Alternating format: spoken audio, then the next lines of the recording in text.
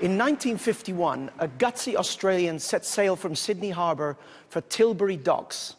After a 6-week voyage, she arrives in London with only one thing in her sight: the Royal Opera House, Covent Garden. I knew that I would probably end up doing secretarial work, and I didn't start to really sing professionally until I was about 19. But that was my one ambition. I had nothing further. That was it. I just wanted to sing in Covent Garden. The feeling wasn't mutual. Joan Sutherland failed 2 auditions. I had no background of being on the stage at all, and I couldn't relax. My inability to feel free to move easily tended to inhibit my singing. It sort of tied me in knots. I felt, shall we say, rather large and very much out of place on the stage, because there were a few relatives who thought it was rather shocking, if you can believe that. Over 6 foot tall, uncomfortable in her own skin as an actress, the odds were against Sutherland. But she and pianist and conductor Richard Bonning, whom she later married, persevered. This time they put her on the main stage, and she decides to sing repertoire where she has an opportunity to use uncommon ornamentation.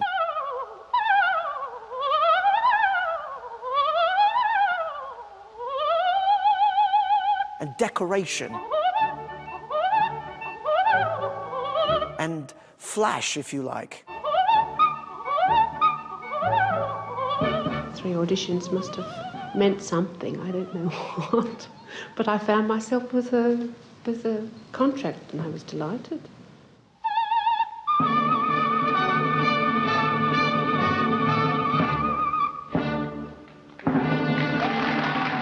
Sutherland's breakthrough came because Richard Bonning had encouraged her to switch from the music of Verdi to an earlier, lighter-voiced repertoire.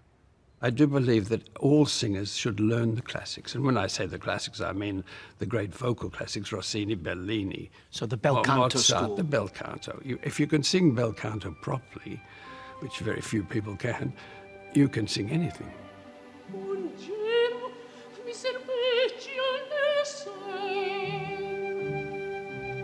The vocal music of early 19th century composers such as Rossini, Bellini and Donizetti, nowadays referred to as bel canto, is characterized by purity of tone and agility, and replete with mad scenes.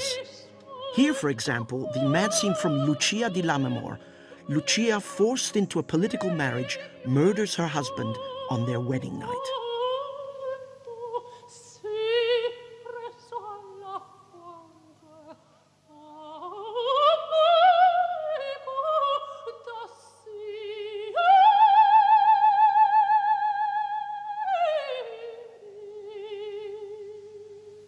The demands of the singer in this repertoire are enormous. Now, in this section, the expectations were that the singer would use their art, their imagination, to ornament this simple melody. So what was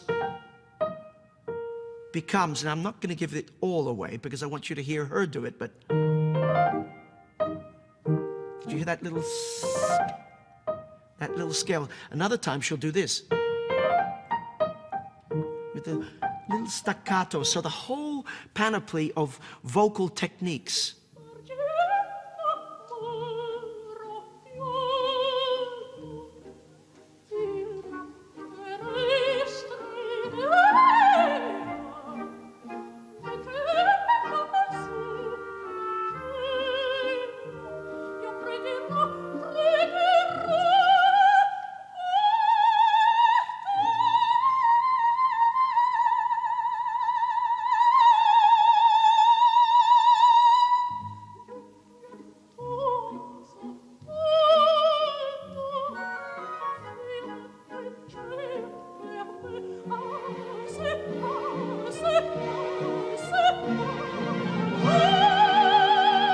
Born just 3 years after Callas, down to earth rather than highly strung, different in vocal texture, Joan Sutherland was christened La Stupenda.